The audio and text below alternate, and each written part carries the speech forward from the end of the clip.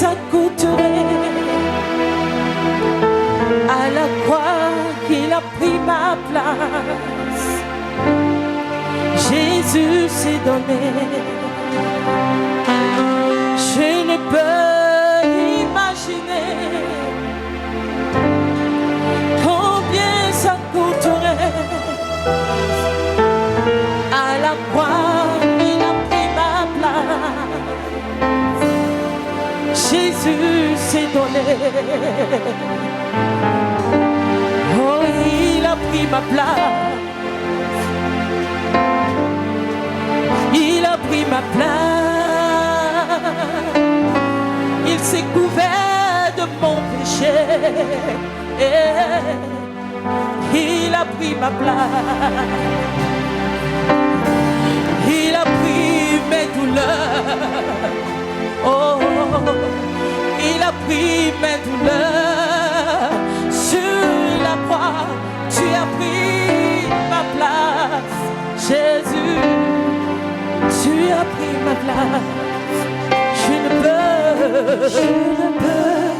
imaginer combien ça coûterait. Combien ça coûterait à la croix, tu as pris ma place. Jésus s'est donné. Je ne peux imaginer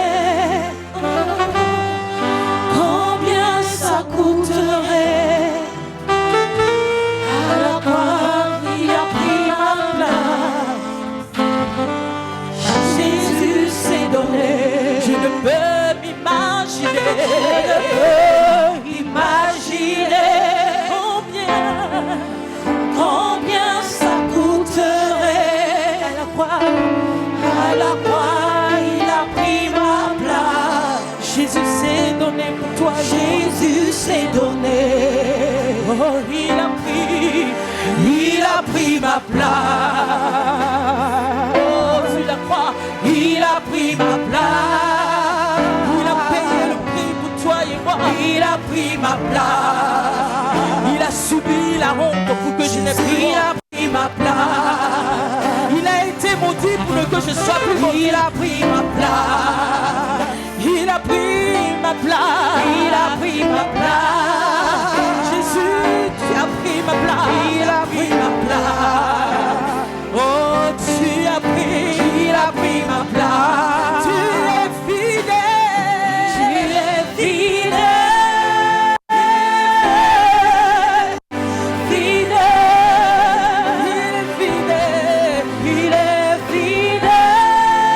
Jésus.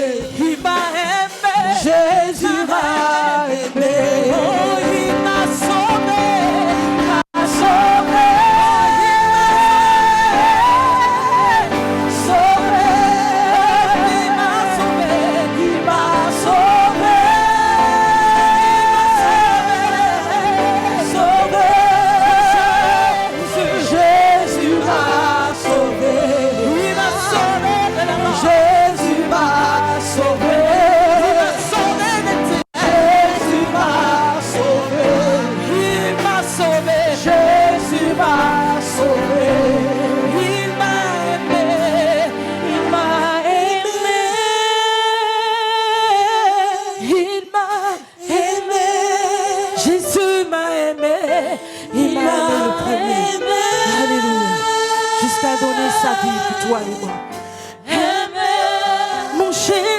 Mon Jésus m'a aimé. Il m'a aimé. Jésus m'a aimé. Il m'a aimé. Jésus m'a aimé. Il m'a aimé. Jésus m'a aimé. Dis, il me connaît. Il me connaît. Il me connaît. Chante-le. Il me connaît. Il me connaît. Avant même que je ne sois né, je t'ai formé dans le sein. Femme morte, masse invisible, mais toi tu m'as rendu visible. Par ta parole, Seigneur. Tu me connais. Avant le sang de ma mère, tu me connais. Tu me connais. Jésus me connaît. Tu me connais. Jésus me connaît. Oh, tu m'as aimé. Tu m'as aimé. Aimé. Tu m'as aimé. Tu m'as aimé. Aimé. Aimé. Mon Jésus. Jésus m'a aimé. Il m'a aimé. Jésus m'a aimé. Il m'a aimé. Jésus m'a aimé. Il m'a aimé. Jésus m'a aimé.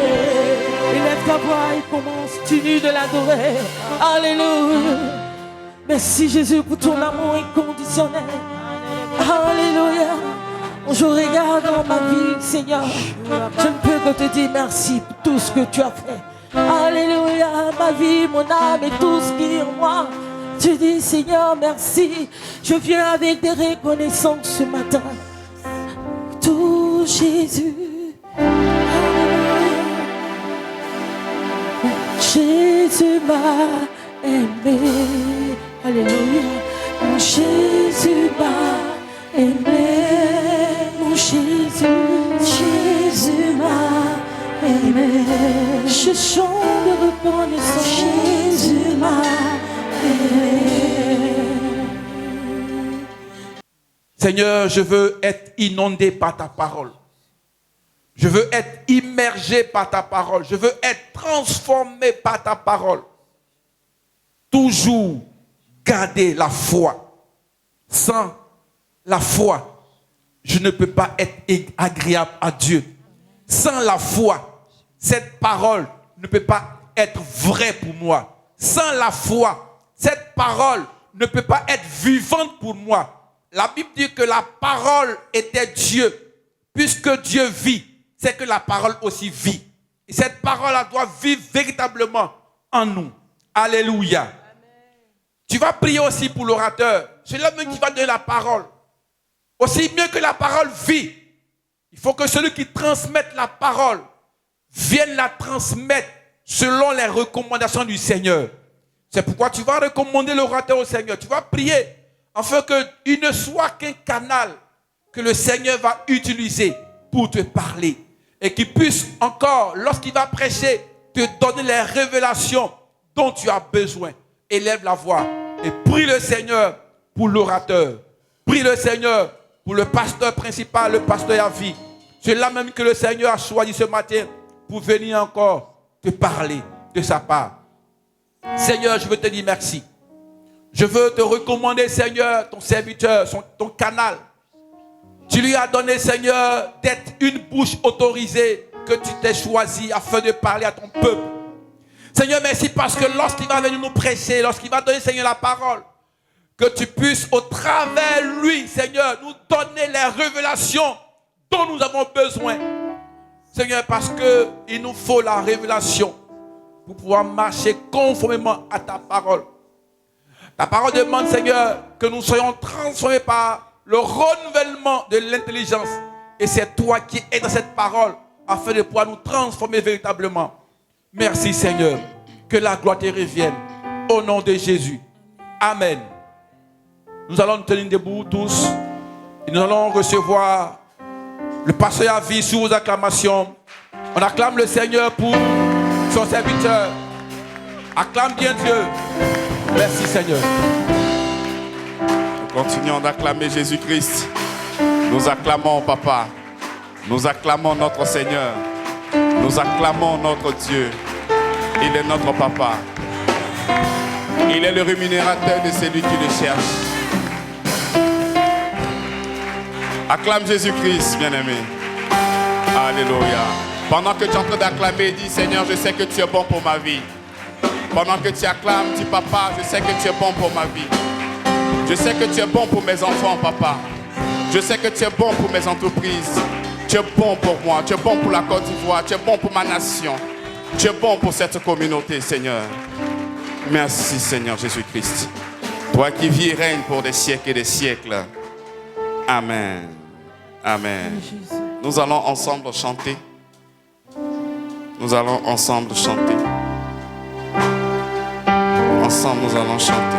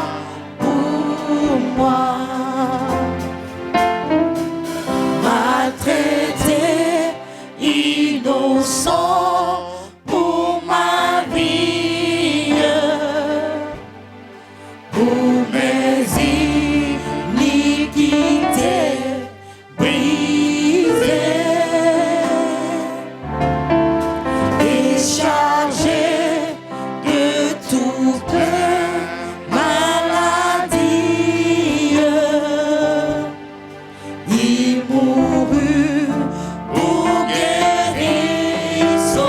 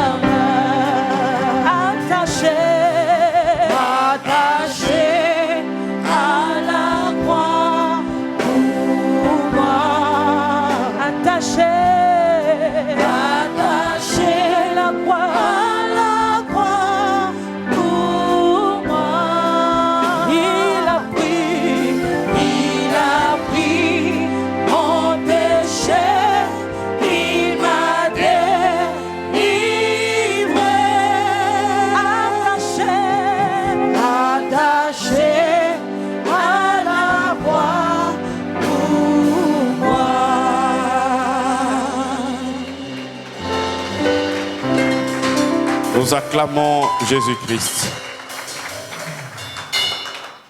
Il est le seul digne de recevoir louange et adoration. Bien-aimé, qu'aucune chose ne te ravisse ton culte de louange et ton culte d'adoration.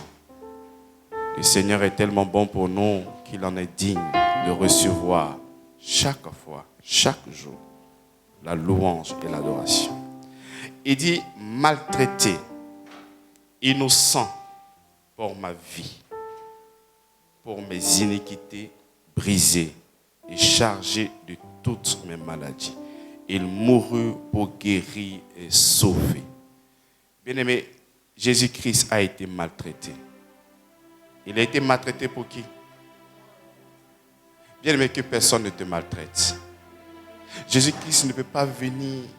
Il a été maltraité et toi encore tu seras maltraité. Refuse cela au nom de Jésus-Christ. Lui, il a porté cette malédiction pour que toi tu sois libre, pour ne pas que quelqu'un puisse te maltraiter. Il faut refuser ça au nom de Jésus-Christ. Tu ne peux pas accepter encore certaines choses, mais tu seras en train de rendre l'œuvre de la croix caduque. Nous avons un sauveur. Nous avons quelqu'un qui a été chicoté, humilié. Je refuse d'être maltraité encore dans ma vie. Parce que toi, tu as porté le prix pour moi. Je dois te faire honneur. Je dois salmodier ton œuvre à la croix de Golgotha. Parce que si je dois encore être maltraité, mais pourquoi toi tu as été maltraité, Seigneur? Pourquoi? Innocent pour ma vie, pour mes iniquités. Il a brisé tout cela. Aujourd'hui, nous voyons des gens qui sont chrétiens et qui cherchent encore à briser des choses dans leur vie. Mais qu'est-ce que Jésus-Christ a brisé? Qu'est-ce qu'il a brisé? Est-ce que Jésus est vraiment ton sauveur? Si oui, il t'a sauvé de quoi alors? Si tu dois venir encore chercher encore à briser dans ta vie des choses qui ne marchent pas. C'est ton ignorance qui fait que tu vis comme si tu n'as pas Jésus-Christ dans ta vie. Sinon, il a fait un travail extraordinaire. Il a fait un travail parfait. Lui, son travail est parfait. Son royaume est parfait. Toi, tu ne vas rien ajouter. Tu ne pourras que le célébrer et le louer. Ne laisse pas le diable te mentir. Christ a tout fait. Il n'a pas fait ça en partie. Il a fait ça dans sa totalité, dans sa globalité, pour toi à la croix de Golgotha. Ton amen me dérange. C'est un amen qui n'a pas de vie. C'est un amen qui doute de l'œuvre de la croix. Je ne te demande pas d'exalter ta chair, mais l'amen doit pénétrer ton cœur. Amen doit refuser toute forme et toutes sortes de souffrances et de malédictions. Quand il dit amen, tout ce que Jésus-Christ a fait est vrai pour toi. Je veux un amen qui sort de tes entrailles. Je veux un amen qui sort de ton cœur. Je veux un amen qui sort de ton ventre. Un amen qui sort de ton esprit. Un amen à Jésus-Christ. C'est ce amen-là que je veux. Pas autre chose. On n'est pas là pour exalter la chair. On n'est pas là pour embrouiller les gens. On est là pour exalter l'esprit. Au nom puissant de Jésus-Christ. Amen. Nous sommes toujours dans notre séminaire. Les fondamentaux de la vie chrétienne. L'ABC de l'évangile. C'est très important de faire un pas en arrière et fouiller les fondements. Parce que souvent on est allé rapidement et il y a des choses qu'on n'a pas compris. Il faut faire un pas et fouiller dans ces fondements-là. Et s'il y a quelque chose qui n'est pas bien réglé, on règle ça correctement pour qu'ensemble nous puissions partir. Parce que nous sommes là, on a accepté Jésus-Christ, et il y a des choses qu'on ne comprend pas. Bien aimé, il est important de revenir sur les fondamentaux. Voir, mais qu'est-ce que je n'ai pas compris? Qu'est-ce que j'ai loupé? Afin de pouvoir commencer à faire quoi? Mais à les régler. Il est important pour toi, bien aimé, dans la foi. Et la preuve, depuis que nous avons commencé cet enseignement, le Seigneur a bien voulu nous conduire dans le baptême. Le jeudi, il y a eu des questions jusqu'à 21h. Donc nous voyons que ce séminaire nous fait du bien parce qu'il y avait beaucoup de choses dans l'esprit de certaines personnes. Et par la grâce de Dieu, nous avons été comment? Mais éclairés. Donc cela veut dire que ce message-là est à point nommé pour que nous puissions réaliser les choses que nous avons manquées depuis. Et commencer maintenant à... Qui est venu à ce tournevis afin de pouvoir régler les choses qui ne fonctionnent pas bien dans ta vie chrétienne. Alléluia. Aujourd'hui, nous allons parler, on finit avec le passé. On finit avec... Est-ce que le passé est véritablement fini dans ta vie? Pose la question à ton ami. Est-ce que tu as fini avec le passé? Est-ce que tu as fini avec le passé? Il y en a beaucoup de personnes, le passé n'est pas encore fini, c'est présent comme ça, on dirait. Alors, le premier enseignement, le Seigneur nous a conduits dans le baptême. Et nous avons compris que le baptême du Saint-Esprit est le sceau de notre engagement en Christ. Il nous a scellés par le Saint-Esprit. Lorsque nous sommes scellés, lorsque le Saint-Esprit est en nous, il est le gage de notre adhésion. Donc, il est important que chaque enfant de Dieu ait le Saint-Esprit. Parce que si tu n'as pas le Saint-Esprit, tu ne lui appartiens pas. Le Saint-Esprit est la marque de ceux et celles qui ont accepté le Seigneur Jésus-Christ. Amen ou pas amen? Et nous sommes descendus encore avec le baptême d'eau. Le baptême d'eau qui est un engagement et une bonne conscience de ce qui s'est passé lorsque nous avons accepté le Seigneur Jésus-Christ. Un engagement. Il est important de s'engager. Il est vraiment important de faire quoi? Lorsque nous prenons le livre de Romains chapitre 10 à partir du verset 9, qu'est-ce qu'il nous dit là-bas, s'il vous plaît? Non, Romains chapitre 10, le verset 10. Allons directement. Car c'est en croyant du cœur qu'on parvient à la... Donc, lorsque nous croyons, nous parvenons où ça? Nous sommes justes, c'est ce que nous proclamons chaque jour. Mais le verset ne s'arrête pas là. Qu'est-ce qu'il dit après? Et en confessant de sa bouche qu'on parvient au quoi? Mais au salut. Et vous devez savoir que lorsque je vais faire le séminaire sur le salut, nous allons comprendre que le salut c'est un paquet. C'est dans le salut qu'il y a la vie éternelle. C'est dans le salut qu'il y a la justice. Dans le salut, il y a plusieurs choses. Donc quand la Bible dit que celui qui confesse de sa bouche, il obtient le quoi? Le salut. Il faudrait que tu t'engages. Il faudrait que tu déclares, bien-aimé. Ces choses-là ont commencé il y a très longtemps.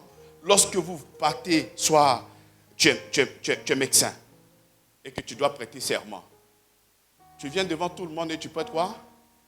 Mais on peut dire, bon, tu as déjà pris les cours, tu as déjà payé tes cours, tu as déjà pris... Tu as tout fait, on n'a pas besoin de venir prêter serment. Bien aimé, c'est important que tu viennes prêter serment devant tout le monde. Lorsque tu es dans l'armée, tu portes serment ou tu ne portes pas serment? Lorsque tu es à la justice, tu portes serment ou tu ne portes pas serment? Mais c'est un engagement et une bonne...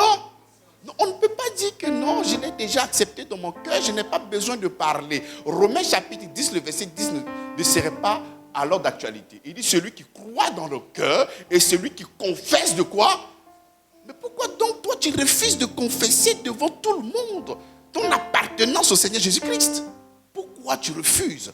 Lorsque tu es en train de refuser, tu es en train de montrer en réalité ce que nous n'arrivons pas à voir dans ton cœur. Tu peux nous faire croire que tu crois, mais celui qui croit aura des aptitudes. Lorsque tu crois, ça va te pousser à poser des actions. C'est clair. Voilà pourquoi le baptême d'eau est un engagement et une bonne conscience. Nous devons être là et nous engager. Nous avons goûté que le Seigneur, il est bon, il est doux.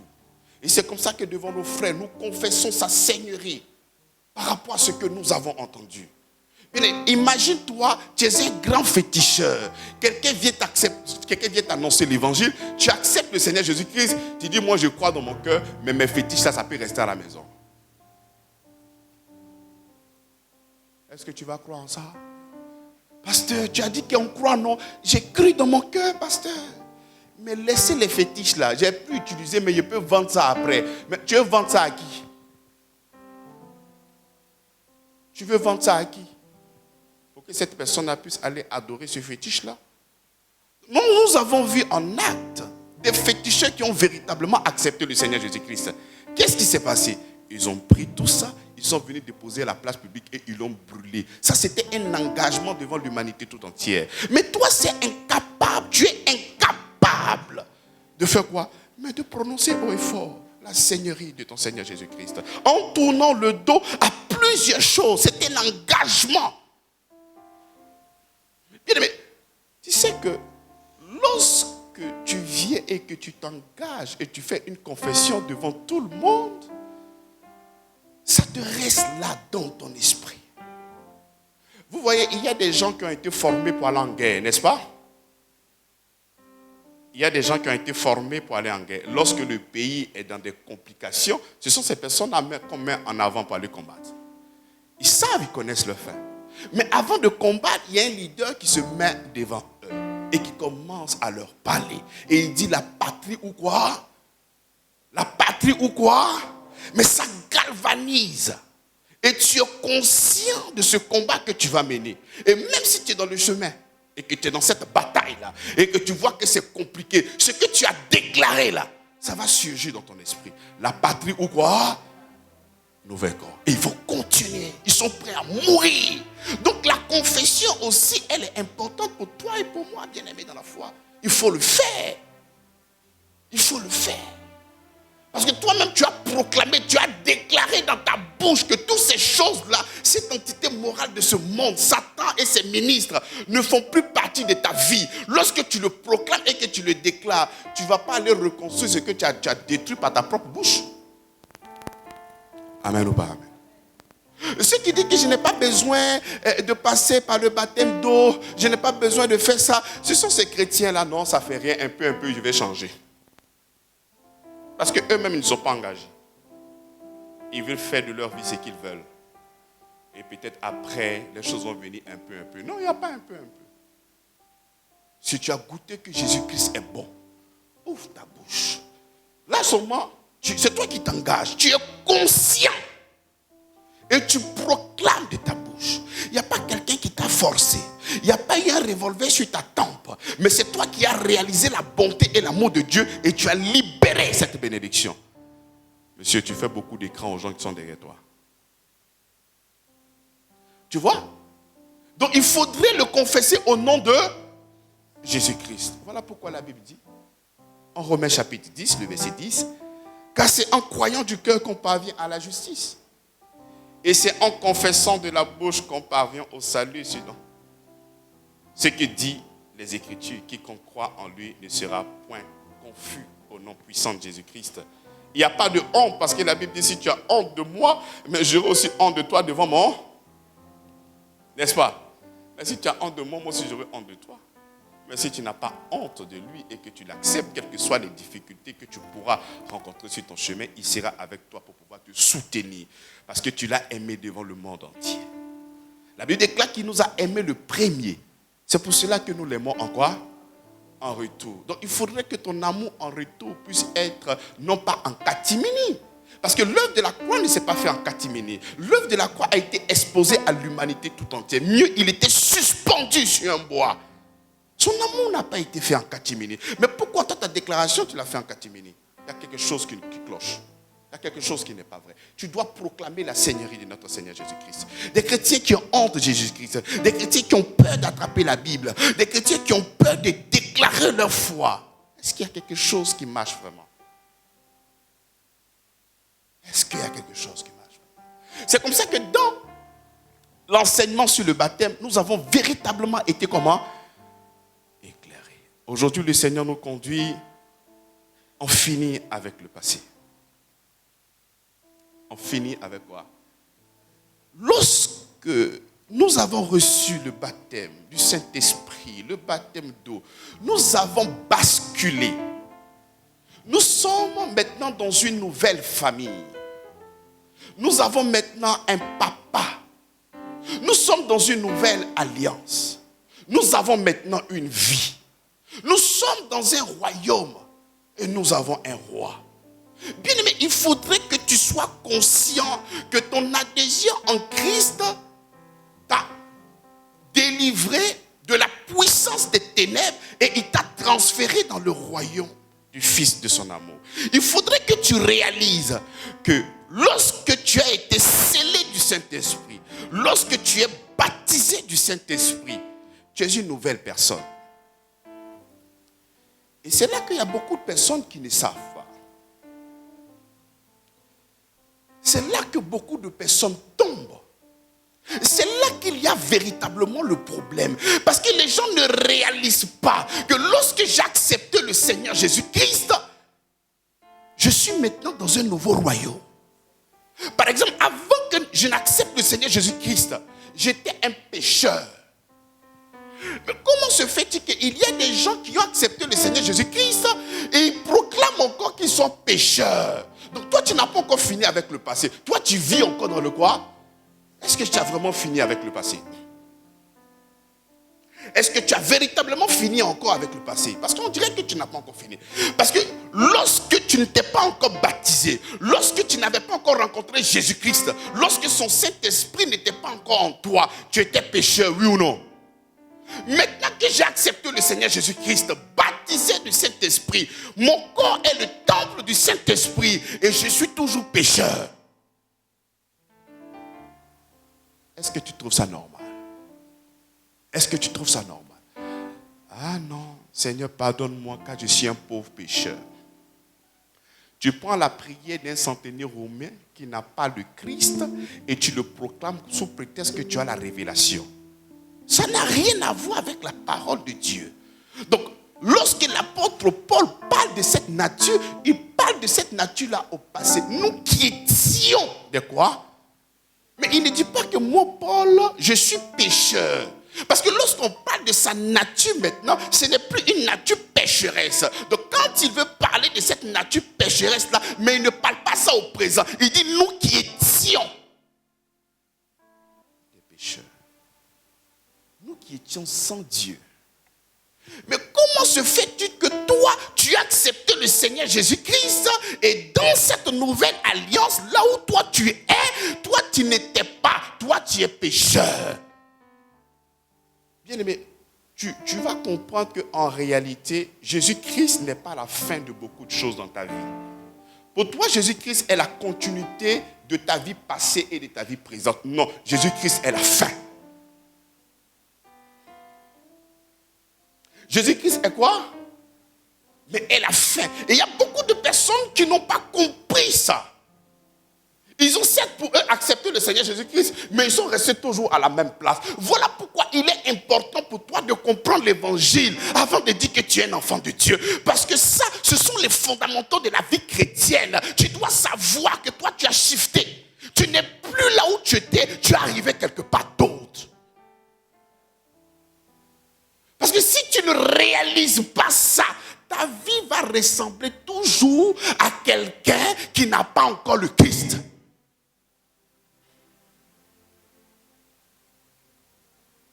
Amen ou pas? Amen. Est-ce que je me fais comprendre? En 2010, quand je finis de prendre mon baptême, il y a mon aîné qui me voit et dit maintenant que tu es rentré dans la famille du Seigneur Jésus-Christ, voici un bouquin. Et ce bouquin, ce sont les 316 prières pour pouvoir détruire les autels qui sont dans ma famille, qui sont dans ma vie. Et je lui ai dit, mais si mon adhésion en Christ, d'abord je lui ai posé la question. Moi je suis revêtu de son esprit. Et tu me demandes d'aller briser les liens qui sont dans ma vie. Mais quels sont les liens qui sont encore dans ma vie? Est-ce que mon adhésion en Christ n'a pas pu me délivrer de la puissance des ténèbres? Souvenez-vous, lorsqu'on vous apprenait à prier, on te demandait de louer le Seigneur. Après l'avoir loué, on te demandait de l'adorer. Après l'adoration, tu demandes au sang de Jésus qui devait pardonner tous tes péchés. Quand le sang finit de pardonner tous tes péchés, tu demandes maintenant au Saint-Esprit de descendre. Et quand le Saint-Esprit descend, maintenant tu prends tes machettes. Tu as l'autorité pour faire quoi? Pour détruire les autels dans ta famille. Bien aimé, tu n'as pas encore fini ton passé. En fait, tu ne réalises pas que ton adhésion en Christ a mis un point total à tout ce qui est passé derrière toi. Non, toi, tu n'as pas encore cette conscience-là. Toi, tu ne réalises pas ça. Donc, on t'a armé pour que toi, tu puisses te battre. Après, tu vas venir ici, tu as dit que Jésus est mon sauveur. Il est ton sauveur où ça? il n'a jamais été ton sauveur, parce que si tu avais sauvé là, tu serais en train de le célébrer. Mais tu es prêt à te battre, tu t'as sauvé de quoi? Ce sont des paroles génériques, mais dans le sous-sol de votre cœur, Jésus-Christ n'est pas votre sauveur. Il est juste un sympathisant. Jésus-Christ n'est pas un sympathisant. Il vient pour détruire tout ce qui est comme autel dans ta vie. Donc, voici des gens qui ont accepté le Seigneur et on leur demande maintenant de venir s'armer. Alors que les armes que le Seigneur nous montre dans Éphésiens, c'est pour tenir ferme dans la vérité. Mais les armes qu'on te donne, c'est pour aller tuer les gens. Et avec une apparence de piété, de spiritualité, tu t'es laissé phagocyter par ces paroles mensongères. Et tu as accepté de porter les épées pour aller piquer les gens. Pour aller tuer les gens dans ta prière. Je détruis, je tue, je casse. Mais est-ce que Jésus-Christ habite vraiment en toi?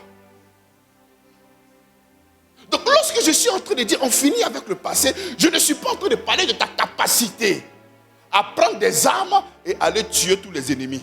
Non. Il y a plusieurs personnes ici qui ont accepté le Seigneur Jésus-Christ au lieu de réaliser les évidences de Christ. Ils ne réalisent pas les évidences de Christ, mais ils réalisent toujours les évidences de leur vie passée.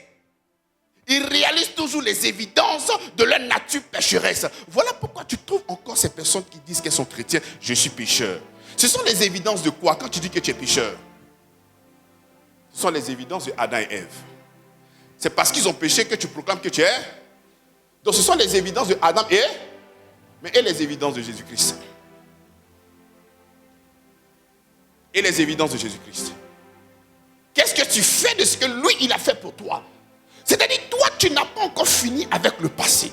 Tout ce qui est dans ton esprit, tout ce qui te conduit même dans la prière, tout ce qui te conduit même à venir à l'église, ce n'est pas à cause du futur, mais c'est à cause du diable qui est dans ta famille.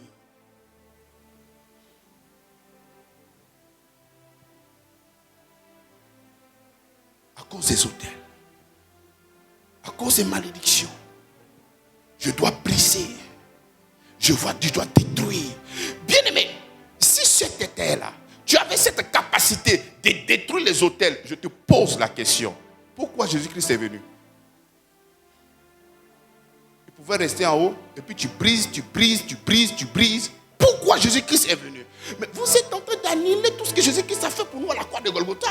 Mais comme si sa venue n'avait aucune valeur spirituelle. Si tu avais donc cette capacité-là à mener ce combat, pourquoi lui il est venu? Il n'y a aucune prière qui va t'enlever de la puissance des ténèbres. C'est ton adhésion en Christ qui va t'enlever de la puissance des ténèbres.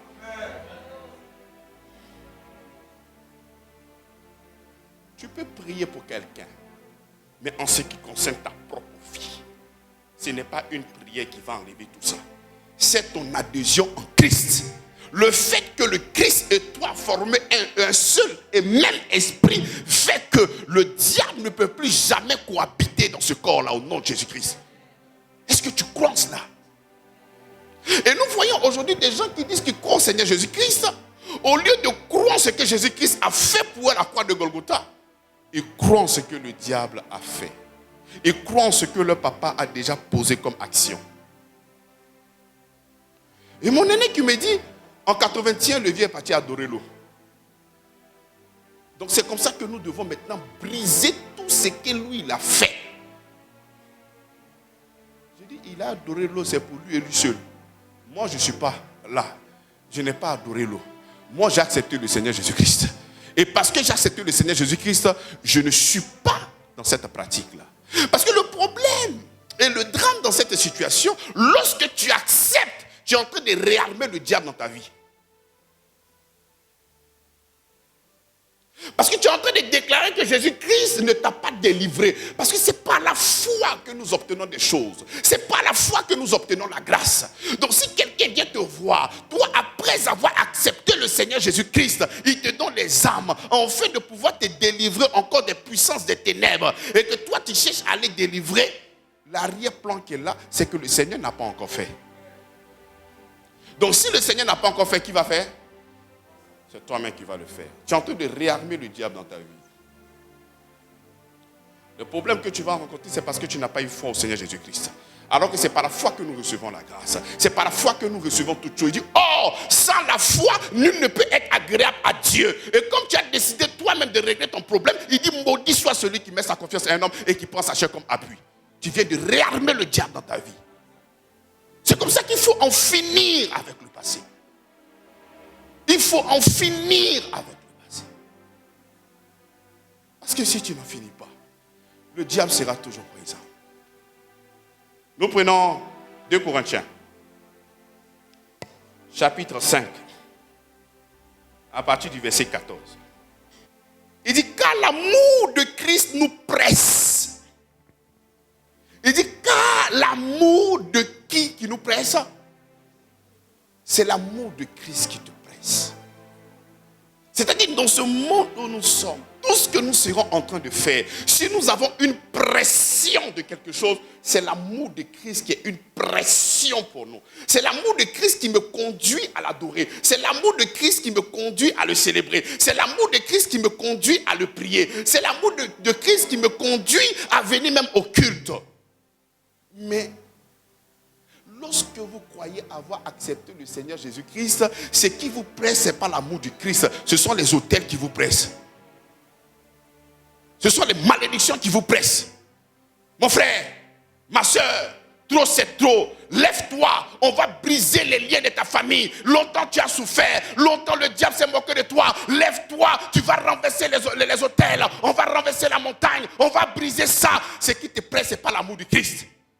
C'est parce que tu te dis, Seigneur, tu n'as pas fait ça pour moi. Et je suis obligé moi-même de venir faire. Bien-aimé, tu es en train de réarmer le diable dans ta vie.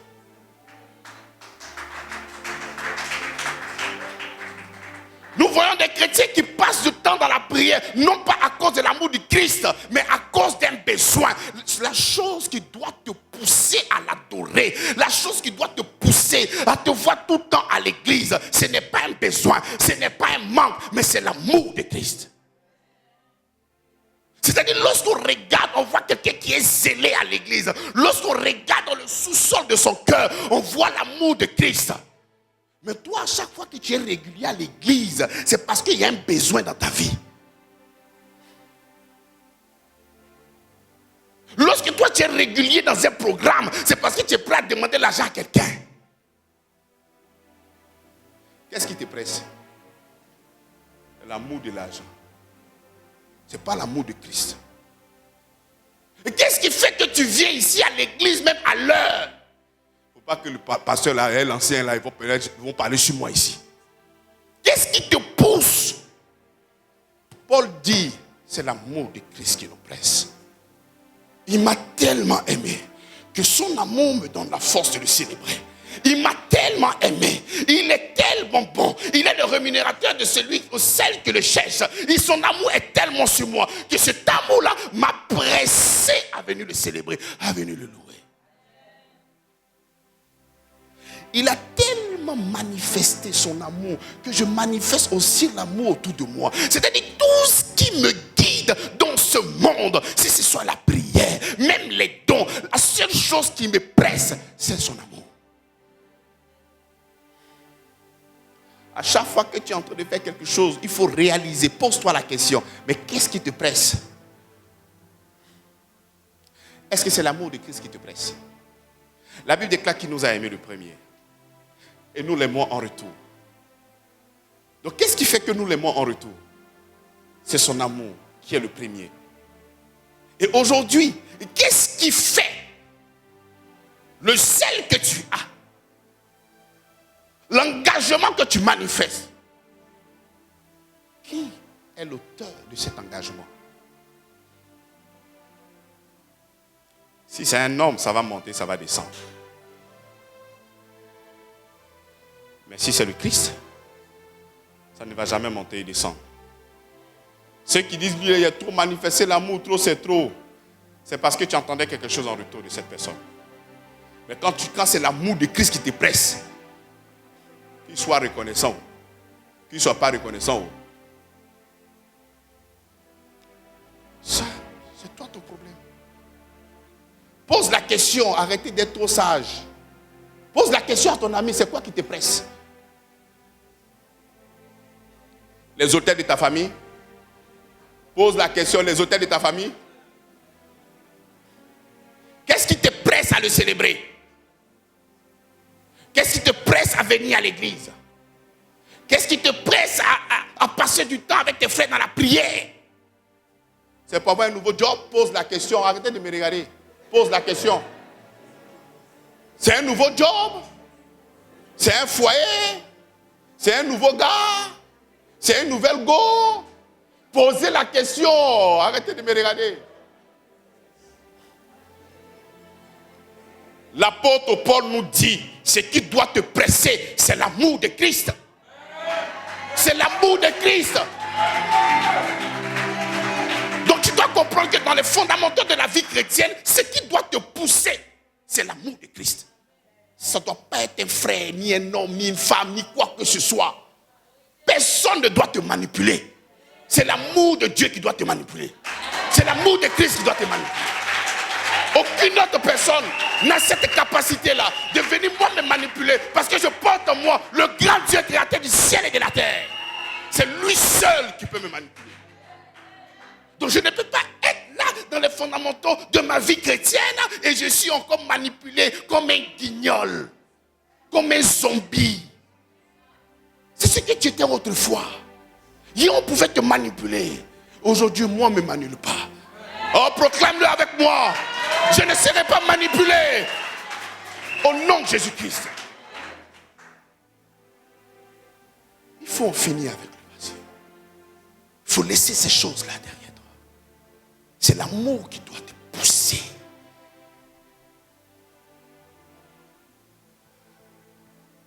Tu sais, cette déclaration-là va dans beaucoup de choses. Ce n'est même pas la maladie qui doit te pousser à l'adorer. Parce que tu peux venir parce que tu souffres. Tu sais, quand l'amour de Christ te pousse, tu sais ce que tu es en train de dire? Seigneur, je sais que tu m'aimes. Et parce que je sais que tu m'aimes, cette maladie-là ne pourra pas exister dans mon corps. C'est cette conscience-là qui fait que tu adores. Il y a des gens même qui n'ont pas confiance au Seigneur. Comme le passé dit de prier, Seigneur, guéris-moi. Tu es ma guérison en Christ. Tu es ma guérison en Christ. Bon, ça c'est zéro. C'est zéro. Qu'est-ce qui te presse? C'est l'amour de Christ. On n'a pas deux motivateurs. On n'a qu'un seul. C'est son amour. À chaque fois que tu dois faire quelque chose dans ta vie, en ce qui concerne les fondamentaux de la vie chrétienne, il faut regarder si cette chose qui te pousse là, si c'est l'amour de Christ. Si ce n'est pas l'amour de Christ, laisse tomber.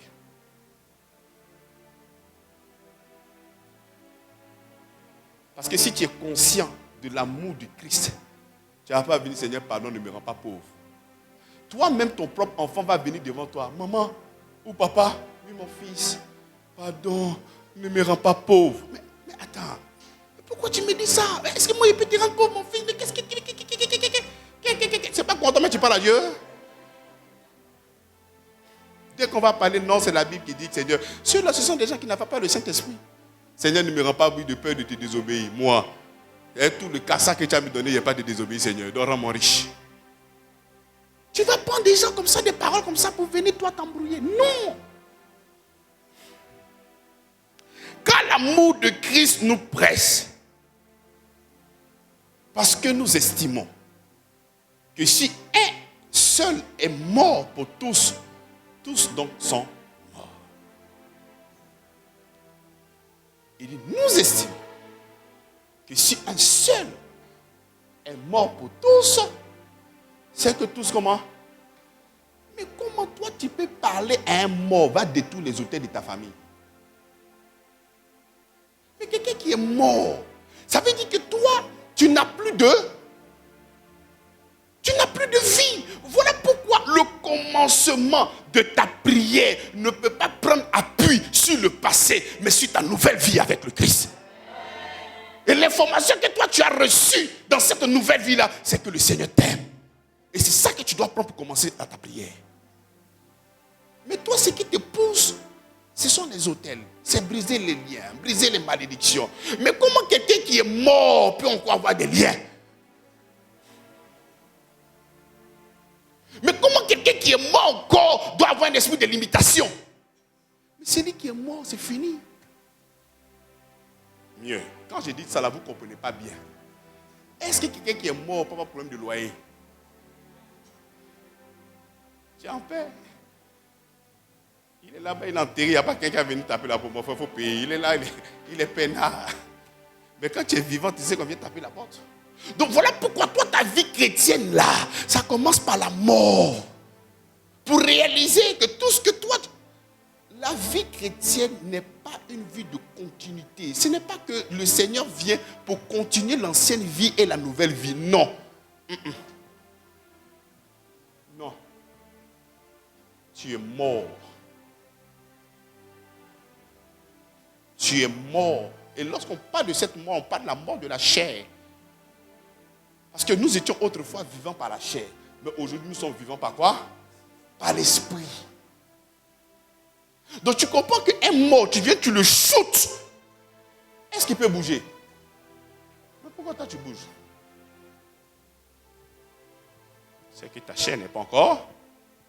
Donc la Bible nous fait comprendre quoi? Si lui seul, il est mort pour nous tous, c'est que tous sommes comment? Sommes morts. Au verset 15. Et qu'il est mort pour tous, afin que ceux qui vivent ne vivent plus pour eux-mêmes, mais pour celui qui est mort et ressuscité pour eux.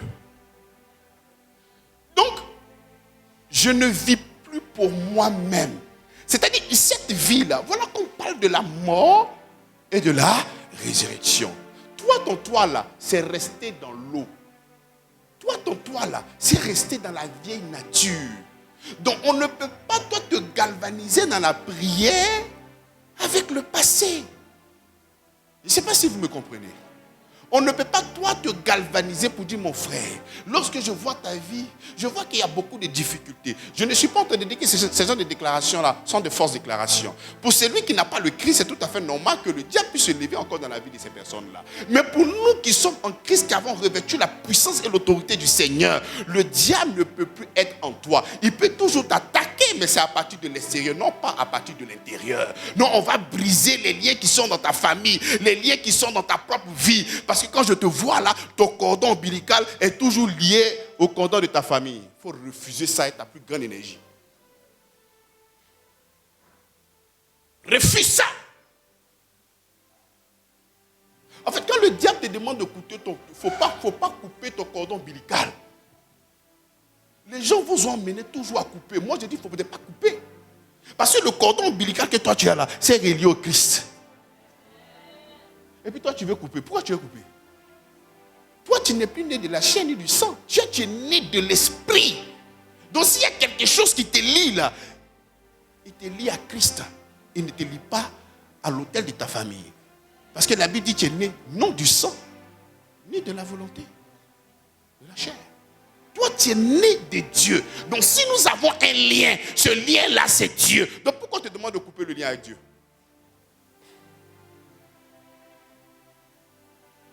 Pourquoi on te demande? On dit, afin que ceux qui vivent ne vivent plus pour eux-mêmes, mais pour celui qui est mort et ressuscité. Tu es mort. Ta vie ancienne s'est arrêtée. Et celui qui vient te ressusciter, il te ressuscite par l'esprit. Et c'est par cet esprit-là que tu te lèves. Et tu ne vis plus pour ces choses qui sont passées dans ta vie. Tu vis maintenant pour Christ. Tes prières sont centrées sur Christ. Le défi que toi tu as là, c'est le défi de Jésus-Christ. Quel est donc le défi de Jésus-Christ? Mon souhait, c'est que tout soit... Voilà ton seul problème qui est là.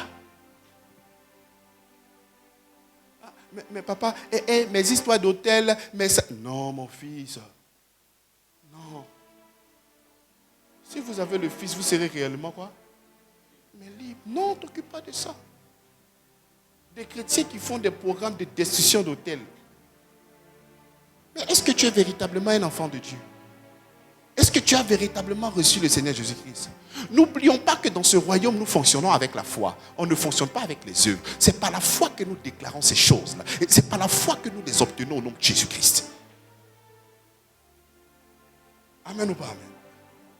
Est-ce que tu es présent? Est-ce que tu es vraiment mort? Il ne faut pas me dire amen pour me trafiquer. Est-ce que tu es vraiment mort? Est-ce que tu vis vraiment pour l'esprit? Mais quand on dit que tu es mort, tu as crucifié les désirs de la chair.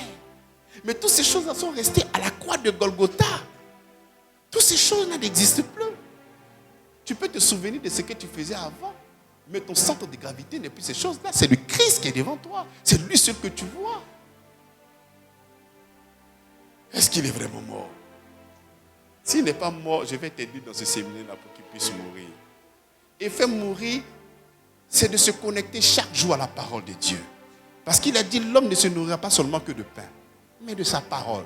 Donc plus nous consommons la parole de Dieu, nous sommes en train d'alimenter l'esprit.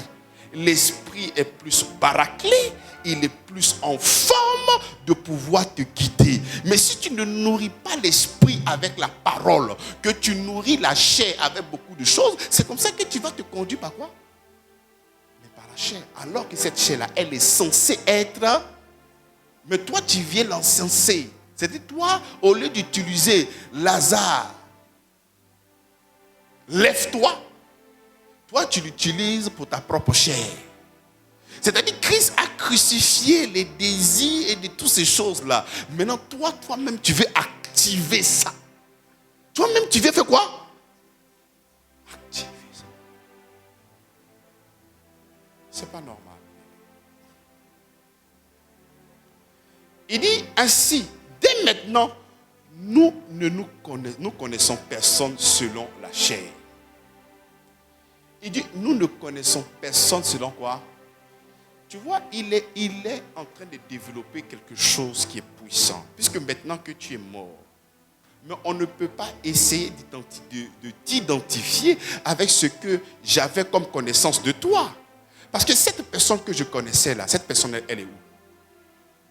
Elle est morte. Voilà pourquoi la Bible dit, nous ne connaissons plus. Ainsi, dès maintenant, nous ne connaissons personne selon la chair. Et si nous avons connu Christ selon la chair, maintenant, nous le connaissons plus de cette manière. Donc déjà, si moi, je dois donner un témoignage de toi, ce témoignage ne doit pas être lié à ta vie passée. Parce que si je suis en train de donner un témoignage qui est lié à ta vie passée, je serai un menteur. Parce que cette personne-là, elle est morte. N'est-ce pas? C'est comme ça que toi-même, tu dois commencer à rafraîchir ton esprit. Pour que tu réalises qu'en réalité, cette chair, elle est morte. Donc si quelqu'un te dit que toi, tu es une personne colérique, oui, ça c'était avant, ça ce n'est plus moi. Parce que si tu ne l'acceptes pas, et puis toi-même tu vas voir les gens, moi-même je sais que je suis épidermique, moi-même je sais que je suis colérique, mais le fait de dire ça, mais tu es en train de réactiver, tu es en train de réarmer ta chair, tu es en train de donner au droit au diable de venir faire de ta chair ce qu'il veut. L'apôtre Paul dit, nous qui étions des pécheurs, toi tu dis que toi tu n'étais pas, toi-même tu sais que moi là je suis colérique. C'est au passé ou c'est au présent? Toi-même, tu sais que moi, je suis colérique. C'est au passé ou c'est au présent? Bon, quand toi-même, le Seigneur lui-même, par un décret, dit que toutes ces choses-là sont passées et que toi-même, tu viens réactiver ça, c'est de la faute à qui? Mais toi-même, tu sais que je suis malade. Cette maladie-là me suit depuis. Mais pourquoi ne pas commencer à voir les évidences de cette nouvelle maison là où tu habites? Comment ne pas voir l'évidence du royaume où toi tu es? Nous sommes dans ce nouveau royaume, mais il faudrait commencer à voir le langage de celui qui habite dans ce royaume-là. Et l'un des langages, il dit, la vie et la mort sont au pouvoir de quoi? Mais il faudrait que la vie puisse sortir de ta langue. Parce que là, tu es dans un royaume de vie. Mais nous voyons des gens qui s'expriment, qui disent qu'ils sont en Christ. Ah, toi-même, tu sais que moi, là, c'est comme ça que je suis. Non, là, tu sais que moi, là, c'est comme ça que je suis. Donc, il n'y a pas de présence. Parce que le Saint-Esprit n'arrive pas à te faire réaliser que toi, tu es devenu enfant de Dieu. Tu n'arrives pas à réaliser qu'en réalité, ces choses-là sont passées. Ce passé-là, pour toi, n'est pas encore fini. Pour toi, le passé, là, est encore présent. Mais comment est-ce que tu pourras voir ces choses-là se manifester dans la vie? La Bible, donc ce n'est pas la Bible qui déclare, parce que je pourrais te donner directement. Il dit, tout ce que tu vas raisonner, tout ce que tu vas dire ici, va résonner dans l'éternité. Ce que tu proclames maintenant. Mais il y a une résonance, quelque part. Voilà pourquoi nous proclamons que nous sommes saints, et nous devenons ce que nous proclamons. Je deviens ce que je suis.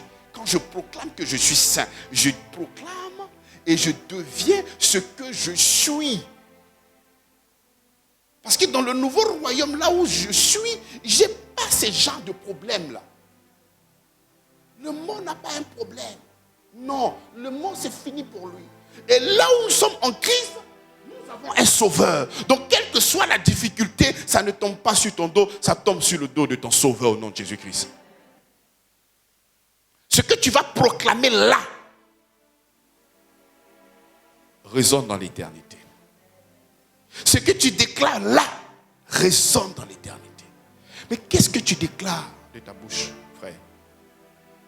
Qu'est-ce que tu libères? Qu'est-ce que tu fais sortir de ta bouche?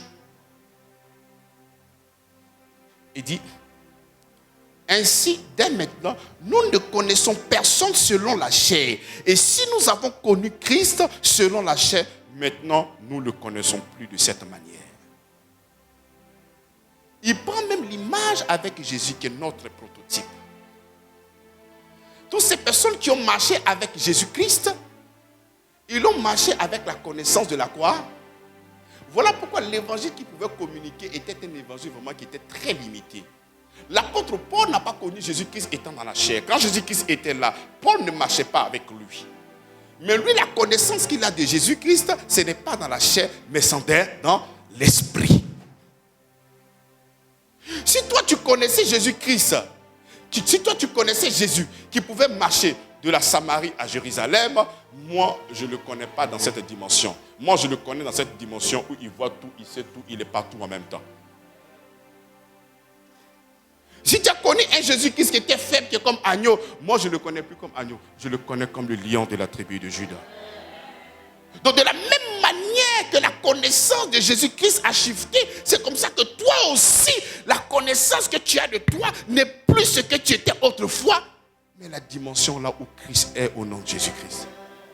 Donc tu dois véritablement finir avec le passé. Ces personnes qui n'ont pas compris l'évangile, c'est parce qu'ils résidaient encore dans le passé. Lorsque le Seigneur Jésus-Christ dit, je suis venu seulement que pour les brebis perdus de la maison d'Israël. Ça c'est dans le passé. Mais dans le présent, lorsqu'il est le Christ et qu'il est mort pour l'humanité tout entière, il n'est pas mort seulement que pour les Juifs, il est mort pour l'humanité tout entière. Donc lorsque tu résides dans le passé, tu peux avoir une sélection. Mais lorsque tu es dans le futur, tu vois la totalité de l'œuvre de la croix. C'est comme ça que toi, on ne doit plus te connaître selon la chair. Le témoignage qu'on pourra te donner qui concerne ta chair, refuse. Il faut dire, je ne suis pas cette personne-là. Je ne suis pas cette personne-là. Toi là, je sais que tu es avare, je ne suis pas cette personne-là. Enlève ça sur moi, c'est une chose qui n'est pas... Enlève ça sur moi. Toi, je sais que tu es paresseux. Non, ça, ce n'est pas moi. Toi, je sais que toi, tu es têtu. Non, ça, ce n'est pas moi. Moi, je suis une personne docile au nom de Jésus-Christ. Parce que le diable veut que tu lui ressembles tellement. Même après avoir accepté le Seigneur Jésus-Christ, il va venir te convaincre à déclarer que toi, tu es toujours la même personne. C'est ce qu'il est. C'est ce qu'il fait. Il passe notre temps à faire quoi? À nous mentir, à nous tromper. Et c'est ça, bien-aimé. Il dit, ainsi, dès maintenant, nous ne connaissons personne selon la chair. Et si nous avons connu Christ selon la chair, maintenant, nous ne connaissons plus de cette manière. Nous le connaissons maintenant dans sa position élevée, il est assis là à la droite de Dieu. Quand je te parle de la droite de Dieu, Dieu n'a pas un corps pour dire qu'il a gauche et droite. Il parle de la puissance de Dieu. C'est là-bas qu'il est assis. Il est tout puissant pour toi. J'ai dit qu'il est tout puissant pour toi. Si les gens t'ont connu faible, bien aimé, tu n'es plus faible. Ton apparence est la même, certes, mais tu n'es plus faible. Ce n'est pas parce que tu es humble. Quand tu es humble, on peut te voir en faible. Oui, ça ne fait rien. Sois faible pour que la puissance du Seigneur Jésus-Christ puisse se glorifier au travers de cette faiblesse. Ne cherche pas à retrousser tes manches, montrer que toi tu es fort. Non. L'ancien royaume, là, c'est toi qui devais te défendre. La preuve. Dans l'ancien royaume, c'est œil pour œil. Mais dans le nouveau royaume, on te demande de manifester l'amour. Parce que tu es dans le repos. C'est lui maintenant qui a se battre pour toi. Le Seigneur veut se battre pour toi. Dans l'Ancien Testament, c'est toi-même qui te battais pour pouvoir gagner tes victoires.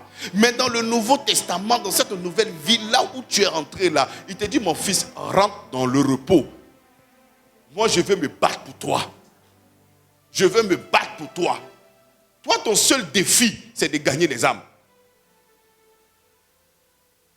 Mais tout ce qui concerne ta vie, la vie de tes enfants, tout ce qui te concerne, toi, directement, lui, il s'en charge. Il fait de ça son problème. Il dit, ce combat-là ne sera pas à toi. Ce combat-là sera à toi. Lui, il a besoin de toi de véhiculer le message. Parce que s'il n'y a personne pour annoncer l'évangile, qui va croire? Donc, il a besoin de toi pour que toi, tu puisses annoncer l'évangile. Mais les défis qui concernent ta propre vie, là, il dit, laisse tomber. Moi, je m'en charge. Voilà pourquoi la Bible déclare qu'il est Seigneur et Sauveur. Donc, il ne faudrait pas prendre la totalité de tes problèmes, de tes difficultés pour rentrer ça dans la prière. Parce qu'il te dit que moi, je m'en charge. Donc, quand tu viens avec beaucoup de bagages, Seigneur, Seigneur, stérilité, oh, Seigneur, chômage, je dis, mon fils, c'est quand on te parle là, il faut laisser tout ça là. Mais toi aussi, tu es têtu. Toi, ce tu veux combattre. Toi, ce tu as 15 huiles d'onction. Tu as 15 pasteurs. Souvent même, tu as fétiché près de toi. Tu as bague magique. Tu as tout ça. On ne sait pas où te trouver. Tu te laves avec citron. Tu te laves avec laurier. Tu te laves, tu mets miel sur toi pour que ta vie soit sucrée. Tout ça. Mais il dit, ne t'occupe pas de ça. Tu finis encore, tu viens faire offrande pour avoir la bénédiction. Tu es partout à la fois. Mais si la bénédiction doit venir, ça va venir où? Est-ce que c'est venu par citron là? Est-ce que ce n'est pas le miel? Est-ce que ce n'est pas le comian là? Seigneur, je suis confondu. C'est qui? C'est le Seigneur, lui seul, qui pourra te faire du bien. Il dit, je suis venu pour donner la vie. Et la vie en abondance. Cette abondance-là ne vient pas de quelqu'un d'autre. C'est lui et lui seul. Il ne faut pas te mélanger. Je vais vous expliquer ici que le diable, il vient vous oppresser et après il se met de l'autre côté pour dire que je suis votre sauveur. Venez vers moi. Le diable n'a jamais été sauveur. On dit il est animé d'une grande colère pour te faire du mal. Amen ou pas amen? Il dit si quelqu'un est en Christ. Voici des versets que tous les chrétiens connaissent. Mais la vérité spirituelle qui est cachée dans ce verset ne font rien avec ça. Si quelqu'un est en Christ, il est une nouvelle créature. Il n'est pas une nouvelle invention. Il n'est pas une partie améliorée de ta force vie. Non. Il dit si quelqu'un est en Christ, c'est une nouvelle. Mais quand on dit une nouvelle, est-ce que ça a existé? Quand on dit nouvelle, est-ce que ça a existé? Quand on dit nouvelle, est-ce que ça a existé? Ça n'a pas existé. Une nouvelle créature. Tu es une nouvelle? Tu es une nouvelle? Si autrefois, la Bible t'a fait comprendre en Genèse que pour la formation de l'homme, le Seigneur a pris le sable de la terre, patati patata, oh, ça c'est vrai, tu acclames pour eux. Mais moi, je ne me reconnais pas de cette création-là. Moi, ma création se trouve en Éphésiens chapitre 2, le verset 10. Ayant été créé en Jésus-Christ. Moi, on m'a créé en Jésus-Christ. C'est-à-dire, si on peut parler de matière, ce qu'on a pris pour pouvoir me modeler, pour pouvoir me fabriquer, afin de me donner une forme, s'appelle Jésus-Christ. C'est-à-dire, pour construire ce bâtiment, on prend le sable, on prend le ciment, on prend de l'eau et on mélange, on prend pour faire le béton avec le gravier. Pour toi, là, on a pris l'amour, on a pris la sainteté, on a pris l'obéissance, on a pris la sagesse, on a pris tout ce qui est de Dieu, on a pris ça et on t'a déposé. Oh! Cette création n'a jamais existé. On dit une nouvelle création. Mais le diable dit c'est faux. Tu es pareil. Et lorsqu'il te fait comprendre que tu es pareil, tu ne pourras pas vivre ce que la Bible dit de toi. Parce qu'une fois qu'il finit de réarmer l'ancienne mentalité, toi tu n'as pas encore fini avec le passé. Tu vis toujours dans le passé. La Bible dit, si quelqu'un est en Christ, il est une nouvelle créature. Les choses anciennes sont passées. Voici, toutes choses sont devenues nouvelles. Mais comment se fait-il, bien-aimé? J'aimerais que vous puissiez vraiment m'aider. Vous êtes enfant de Dieu. Et on vous demande de venir à un séminaire de destruction d'autel. Au soir de ce programme-là, tous les démons qui sont dans votre vie vont tomber. Et puis toi, tu cours. Mais ça veut dire que toi, tu n'es pas enfant de Dieu. On va renverser l'autel de la pauvreté. Bien aimé, on aura un séminaire. Si tu constates dans ta vie qu'il y a une limitation, j'aimerais te dire que ce sont tes pères qui ont posé des actions dans ta vie. Bien aimé, cette limitation va s'arrêter à partir de toi. Ne laisse pas ce programme. Abandonne tout et viens. On va briser les autels. On va renverser les autels. Papa, avance. Un jour, je suivais la radio et j'ai compris qu'en réalité, il y a beaucoup de personnes qui sont vraiment des aventuriers. Il faut t'habiller avec la couleur du soleil. Viens en jaune. Me dit, ah non, le soleil est jaune. Les gens, ils ne sont pas sérieux.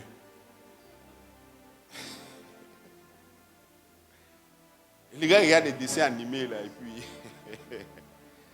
Donc viens en jaune. La couleur du soleil. Afin de casser les autels, briser les autels, détruire tout le monde. Et tu es là. Ça, ce n'est pas encore le drame. Le drame, c'est que c'est chaque année. Tu dois tuer le diable. Tu dois briser les autels. Ça, c'est un diable Highlander. C'est-à-dire, il renaît à chaque fois. Quand tu le tues, il renaît. Mais quand tu tombes, puisque tu as la conscience maintenant que quand tu le tues, il renaît, change de stratégie au moins. Donc, arrête de le tuer. Parce que dans le film de Highlander, lorsqu'il te tue, il prend ton pouvoir. Donc, à chaque fois qu'il renaît, il revient encore avec une puissance. Donc, puisque tu sais que ce gars-là, il est immortel, donc qu'est-ce qu'il faut faire? Mais change de stratégie. Le drame, c'est que tu es toujours dedans. Quand on te passe, ça touche ton cœur. Le pasteur là, vraiment, ce qu'il a dit là, c'est vrai. Et puis tu t'en vas le soir, Seigneur, il brise quand même. Mais c'est compliqué. C'est-à-dire, le diable, il t'a tellement... C'est pour ça qu'on appelle forteresse. Il dit, nous renversons tout raisonnement à l'obéissance de Christ. Toi, ton raisonnement doit être soumis à l'obéissance de Christ. C'est-à-dire, le pasteur finit de prêcher. Ça là, il est trop expérimenté. Ça fait quand même longtemps que je suis dans la mission. Quand tu finis de dire ça, oui, amen, amen. Le gars après, il a son mouchakou, mon cher. Afin où tu es là, toi, tu n'as pas de problème. Tu t'es arrêté là-bas, Seigneur, Seigneur, Seigneur. Nous, on a des problèmes. nous, on n'est pas dans les hauts, on a les problèmes. Bien aimé, ce n'est pas la foi. C'est pas la foi. C'est pas la foi. Seigneur. Tu as dit, celui qui a le regard fixé sur toi est environné de ta grâce. Seigneur, je sais que je suis environné de ton amour et de ta grâce. Tu as dit que tout âme forgée contre moi est nulle et sans effet. Je crois en ta parole. La Bible dit que tu n'es pas un homme pour mentir, ni un fils de l'homme pour se repentir. Voilà pourquoi un chrétien sérieux prie avec la Bible. Il ne faut pas chercher à donner des phrases, voilà, il parle bien le français, c'est la plaisanterie. La prière, c'est de dire ce que la Bible dit de toi. Ce n'est pas venir faire des phrases vraiment pour emballer les gens. La prière, c'est de dire ce que la Bible dit de toi. Ce que Dieu dit là, c'est ça qu'il faut répéter. C'est tout. Par manque d'idées, par manque de consécration, parce que tes fondements, tu n'as rien compris de la vie chrétienne, parce que tu cherches à prier, tu cherches maintenant Psaume. Psaume. Tous les chrétiens, dès que vous allez dans les maisons là, c'est Psaume. Seigneur, pardonne-moi parce que j'ai péché contre Bathsheba. Ah, champion. C'est qui Bathsheba? C'est tellement toi tu cherches à prier. Toi tu prends la prière d'un homme qui a traversé des difficultés. Mais est-ce que toi tes difficultés là sont les difficultés de David? C'est David qui a couché Bathsheba. Mais toi tu connais Bathsheba où? Seigneur, pardonne-moi parce qu'il est soutien Bathsheba.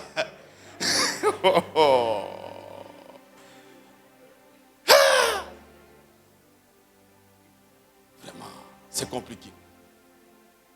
Quand il dit, quand je marche dans la vallée de l'ombre de la mort, mais c'est parce que lui-même, en tant que le berger, il a marché dans l'ombre de la vallée de la mort. C'est sa vie et l'expérience qu'il a manifestée avec le Seigneur qu'il est en train d'exalter. C'est pour ça qu'on a écrit. Toi aussi, tu peux aussi écrire pour toi. Demain, on va prier comme toi. Mais tu ne peux pas t'affirmer là-bas, non. Nous, notre prototype, c'est Jésus-Christ. Notre prototype, c'est Paul. Notre prototype, c'est tous ces apôtres-là. Nous avons été édifiés sur le fondement des apôtres. Jésus-Christ étant la pierre angulaire. Il dit, si quelqu'un est en Christ, il est une nouvelle, il est une nouvelle créature. Toi, tu n'as jamais existé. Mais comment toi, tu peux dire à un enfant qui vient de naître, il faut aller briser les liens? Tu peux demander à un enfant de un jour d'aller briser les liens. Là encore, tu me diras que nous sommes dans une naissance naturelle, donc le diable est toujours là. Mais je veux te faire comprendre que lorsqu'on dit que quelque chose est nouveau là, ça n'a pas de passé. C'est nouveau, ça n'a jamais existé. Voilà pourquoi la Bible n'a pas dit que c'est une nouvelle invention. Il dit une nouvelle création. C'est une nouvelle créature. Les choses anciennes sont comment? Les autels sont comment? Les malédictions sont comment? La limitation est comment? La maladie est comment? Mais il faut commencer à croire ces choses-là pour que tu puisses voir ces choses-là se manifester. Toi, tu dis non. Voilà pourquoi le Seigneur nous fait comprendre quelque chose de fort. On est venu dire à Thomas que Jésus est ressuscité. Quelle était la réponse de Thomas?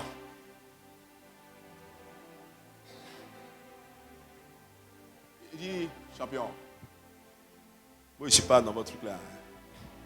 Tant que moi je ne le vois pas, je ne crois pas. En fait, il y a des parents directs de Thomas ici. Quand on te dit que non, le Seigneur t'a délivré, non. Tant que moi je ne vois pas là, moi je ne crois pas. Donc il n'y a pas de problème. Le Seigneur est venu.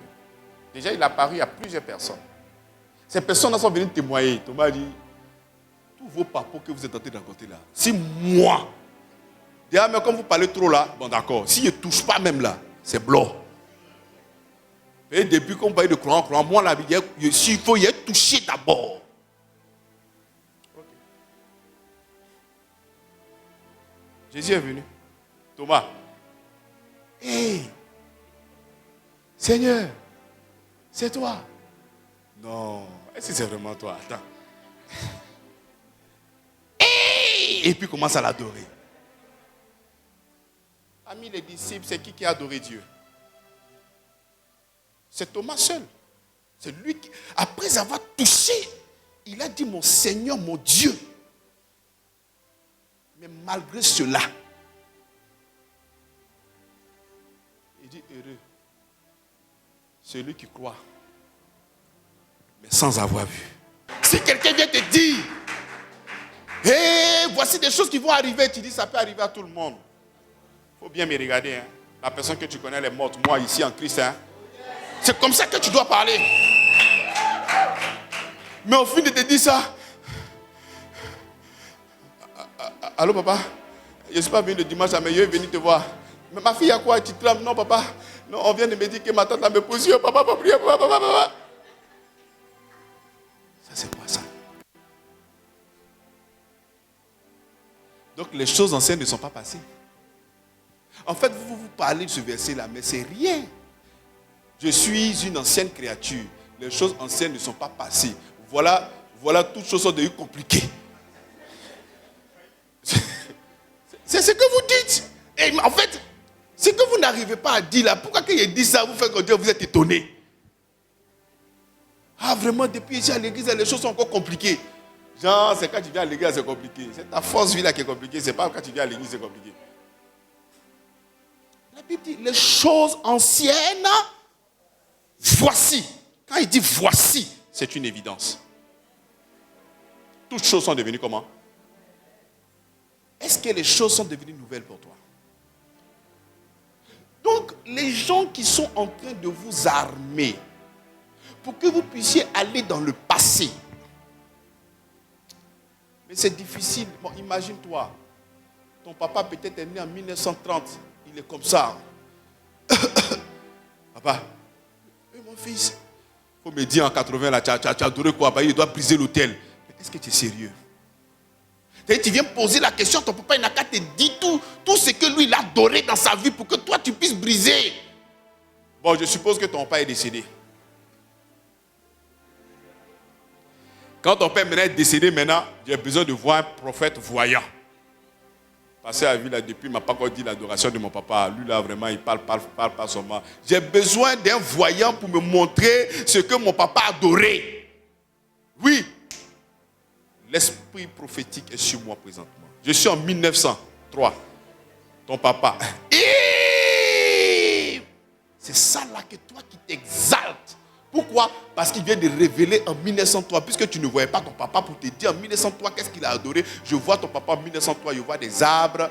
Ah, c'est l'esprit des eaux avec l'esprit de forêt. D'accord. Merci beaucoup, Daddy. Voici une sémence pour toi. Puis le soir, tu attaches ton foulard maintenant sur ta hanche et puis tu commences à yakarabro. Commencer à détruire maintenant les hôtels. On appelle ça de la comédie spirituelle. C'est de la comédie spirituelle. Si toi tu pouvais livrer bataille, Jésus-Christ ne serait pas venu. C'est parce que ce combat-là, c'est trop fort pour toi. Il faudra que lui-même, il se déplace en personne pour venir te délivrer. Maintenant, il a fini de te délivrer. Mais il faudrait que l'amour de Christ te presse pour dire, Seigneur, merci pour ta grâce et ton amour. Toi, tu dis que non, tu vas te battre. Mais comment tu peux te battre avec un ennemi invisible? Le diable, il n'est pas visible. Tu vas te battre avec lui. Tu vas faire comment? Même ton ami garçon, face to face, là, tu ne peux pas piquer à lui. C'est le diable qui va te battre. Maintenant, celui qui est venu te sauver, celui avec qui tu veux prononcer le nom pour pouvoir te délivrer, là, il te dit, mon fils, je les ai déjà vaincus pour toi. Toi, tu dis non, tu n'as pas encore vaincu, Seigneur. Il y a un autre autel que tu n'as pas encore brisé. Bien aimé, il y a des gens qui sont ici, il y a des réalités de ton continent. Ce n'est pas pareil. Il y a l'Europe et il y a l'Afrique. Les démons de l'Asie ou les démons de l'Europe ne sont pas les démons qui sont en Afrique. Lorsque le diable est descendu, il est venu même en Afrique. Donc il faut que tu te lèves. Quel est le démon qui est en Afrique là qui est puissant? C'est-à-dire il faut qu'on te dise ces choses-là, là, tu vas réaliser que vraiment ce démon-là, c'est un démon coriace. C'est-à-dire vous avez fait du diable une méga star, une superstar, un tout-puissant. C'est l'ennemi qui est le plus vaincu que l'histoire est enregistrée. Il est vaincu et il a été exposé à la croix de Golgotha. Il arrive par moments où vous pensez que le diable, il est omniscient. Il sait tout. Le diable ne sait pas tout. C'est quand toi tu ouvres la bouche que le diable sait. Le diable ne sait rien. La preuve, s'il savait, est-ce qu'il allait crucifier le Seigneur de gloire? Non, c'est parce qu'il ne sait pas. C'est quand il a fini de crucifier, il a dit, ah, c'est gâté sur moi. Ah, c'est ma propre tombe que je viens de creuser. Le diable ne sait rien. Il ne sait rien. Il lui reste toujours sa carte, qui est le mensonge. Et il viendra te faire douter des réalités de la nouvelle vie que tu as. Et il va te demander d'aller les régler dans le passé. Dieu ne se préoccupe de ton passé, bien-aimé. Ta vie maintenant en crise vient de commencer aujourd'hui. Si hier tu volais, c'est tout à fait normal que tu puisses être un voleur. Parce que c'est la nature pécheresse là qui était en toi. Mais aujourd'hui, quelle est cette nature qui est en toi? C'est la nature du Dieu créateur du ciel et de la terre. C'est le divin qui est en toi. C'est le Seigneur qui est en toi. C'est en ce moment maintenant que tu es né et que tu es un Seigneur, tu es un sauveur. Tu dois vivre maintenant en fonction de ton nouveau royaume. Parce que ce royaume-là, hier tu n'avais pas de sauveur. Aujourd'hui tu as un sauveur. Hier tu n'avais pas de papa. Aujourd'hui tu as un papa. Hier tu n'avais pas de protecteur. Aujourd'hui tu as un protecteur. Hier tu n'avais pas de substitut. Aujourd'hui tu es un substitut. C'est-à-dire la malédiction tombe sur lui et puis toi tu es à l'aise. Dans la nouvelle alliance, on a trop d'accès et trop de bénédictions. Hier on n'avait pas d'intercesseur. On l'a comme intercesseur. Hier, on n'avait pas de souverain sacrificateur, mais nous avons Jésus-Christ comme souverain sacrificateur. Hier, on n'était pas dans une alliance. Aujourd'hui, nous sommes dans une alliance. Et c'est cette alliance-là qui fait que toi, tu es protégé, tu es gardé, tu es restauré, tout ça. Donc, il faut considérer là où tu te trouves et laisser le passé derrière toi. Parce que ce passé-là ne te concerne plus. Ce passé-là ne te concerne plus. Celui qui vient te dire, mon frère, allons dans ton village, je dois poser des actions dans ton village parce que ça a été fait à ta naissance. Dans cette eau où ils ont jeté là, je dois retourner là-bas. Il faut dire, non, cette personne-là, elle est morte. Cette personne-là, elle est morte. Moi qui suis là, je suis né en Christ. Et en Christ, il n'y a pas de malédiction. Ce n'est pas parce que le monsieur a donné le nom de ton village que ce qui suit est vrai.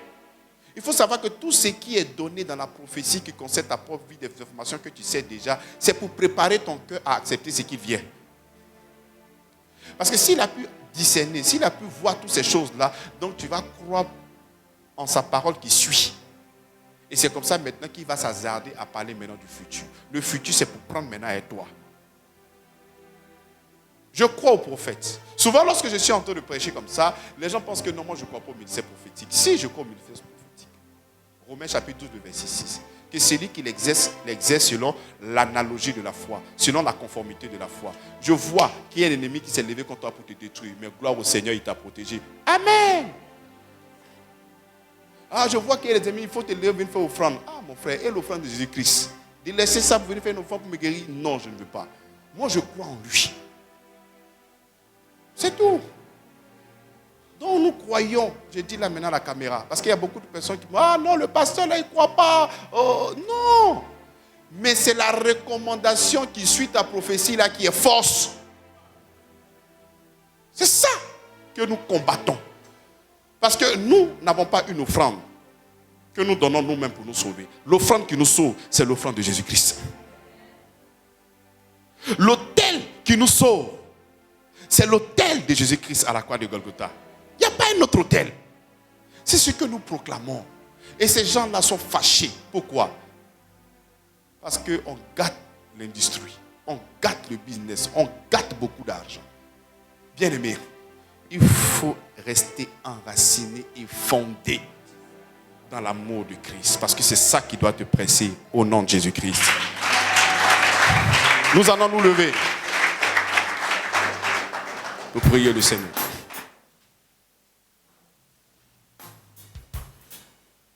Nous allons dire, Seigneur, longtemps j'ai été conduit par la peur. Longtemps j'ai été conduit par la maladie. Longtemps j'ai été conduit par beaucoup de choses. Mais ce matin, je viens de réaliser que ton amour est sans défaut. Ton amour a cette capacité de me préserver, de me garder, de me purifier et de faire tout. C'est ainsi que ce matin, je viens vers toi pour te célébrer et te dire merci pour ton amour dans ma vie. Pour l'amour dans la vie de mes enfants, dans mon entreprise et dans tous les compartiments de ma vie. Ensemble, prie le Seigneur. Papa, tu es bon pour moi, Seigneur. Tu es merveilleux pour moi. Si autrefois j'étais poussé par la peur, par la crainte, par le manque, c'est ce qui me conduisait dans des temps de louange et d'adoration. Seigneur, c'est ton amour qui me fortifie. Ton amour me donne la force de pouvoir évoluer. C'est ton amour qui me presse dans l'adoration, dans la louange, dans la prière, dans la méditation. Ton amour me couvre. Ton amour me restaure. Ton amour me justifie. Là où les gens trouveront des moyens pour me disqualifier, c'est ton amour qui me qualifie, Seigneur. Merci, Seigneur, pour ta grâce et ton amour. Lorsque les gens trouveront les moyens de m'abandonner, de me délaisser, de me mépriser, Seigneur, mais ton amour me fait du bien. J'ai cette conscience que tu es bon. J'ai cette conscience que tu es merveilleux. J'ai cette conscience que tu es mon Père et que tu es là pour me protéger. Combien ça coûterait? Aucune arme forgée contre moi pourra m'atteindre parce que je sais que ma vie est cachée en toi. Je suis convaincu de ton amour à ma personne. Parce que lorsque j'étais sans force, tu es venu mourir pour moi. Ce n'est pas maintenant que nous sommes réconciliés que tu vas m'abandonner, que tu vas me délaisser, Seigneur. Combien ça t'a coûté? Merci, Seigneur, pour ta grâce. Merci, Seigneur, pour ta faveur, ta à la grâce. croix, tu as pris ma place. À la croix, tu as pris ma place, Seigneur. Jésus s'est donné. Jésus s'est donné. Tu t'es donné pour moi. Merci, Seigneur. Il a pris ma place. Ma place, Seigneur. Il a pris ma place. Tu as pris ma place, Seigneur. Tout ce qui est comme enchantement. Tu as pris ma place. Problème, difficulté. Tu as pris ma place. Ces choses-là sont restées derrière moi il y a très longtemps. Il a pris ma place. Je suis dans ton royaume et de ce royaume-là. Il a pris ma place. Merci, Seigneur. Tu as pris ma place. Tu as pris ma place. Tu es fidèle. Tu es fidèle. Amen. Nous allons prier d'une manière unanime pour tout ce qui est comme maladie. La maladie a connu la naissance lorsque nous avons désobéi, que la nature pécheresse a fait son entrée dans notre vie. Maintenant que nous sommes justifiés, maintenant que nous sommes saints, nous devons avoir la conscience que dans ce royaume, nous avons les maîtresses de notre Seigneur Jésus-Christ. Et nous sommes guéris de tout maux, de toute maladie. Ensemble, nous allons prier. Nous allons dire, Seigneur, dans ce royaume, il n'y a ni graissement de dents, il n'y a ni souffrance. Il n'y a point de maladie. Tu es venu donner la vie et la vie en abondance. Je me sépare de tout ce qui a été proclamé, déclaré par des médecins sur ma vie. Et je proclame les réalités de l'œuvre de la croix sur ma vie au nom de Jésus-Christ. Tu peux prier pour toi, tu peux prier pour ta famille, tu peux voir ton papa, tu peux voir ta maman, tu peux voir ton enfant, tu peux voir ta fille, tu peux voir tout le monde. Il faut savoir même que la maladie, la possession, c'est une maladie. On va ensemble prier. Ouvre la bouche et prie le Seigneur. Merci Seigneur pour ta grâce. Oh Seigneur, merci. Étant unis à toi Seigneur. Priez, priez, mes chants, priez, priez. Ouvrez vos bouches, priez aussi. Merci Seigneur pour ta grâce. Merci Seigneur pour ton amour. Tout ce qui a été déclaré dans ma vie. ne me concerne pas. Mais tout ce que toi tu as déclaré de l'œuvre de la croix, c'est ce qui me concerne, Seigneur. Merci parce que tu me restaures, Papa. Merci parce qu'en Christ, nous avons un protecteur. Merci parce qu'en Christ, nous sommes restaurés. Merci, Seigneur, parce qu'en Christ, nous avons la paix. Merci, Seigneur, pour ton amour. Béni sois-tu. Au nom de Jésus-Christ. Merci, Seigneur. Alléluia. Lorsque nous avons désobéi, il y a deux expressions qui sont sorties dans la bouche de Adam et Ève. Ils ont eu peur, ils ont eu honte, ils ont eu peur. Nous allons prier. Aucune situation vient nous traumatiser encore dans notre vie. Tu vas prier avec moi. Aucune situation. Le passé reste le passé. Mais depuis mon adhésion en Christ, je dois continuellement faire confiance au Seigneur qui a cette capacité de me délivrer de toute difficulté qui se présentera encore dans ma vie. Ouvre la bouche et prie le Seigneur. Je n'ai point peur, je n'ai point honte, quelle que soit la situation qui se présentera devant moi. Parce que je sais que toi, Papa, tu es avec moi et tu es en moi. Je sais que tu me prends je sais que tu me prends en charge. Tu es Dieu et tu domines sur toutes choses. Ah. Le peuple d'Israël a passé son temps à mépriser le grand Dieu que tu es. C'est comme ça que le psalmiste a dit, je suis Dieu et je domine. Seigneur, tu es Dieu et tu domines. Domine sur cette situation. Tu domines, Père, sur cette situation. Toi et toi seul, tu le règles. Et moi, je serai là pour te célébrer, Père. Moi, je serai là pour t'exalter, Seigneur. Moi, je serai là pour t'exalter, Père. Moi, je serai là pour te magnifier, Seigneur. Moi, je serai là pour te contempler. Mando Sadabra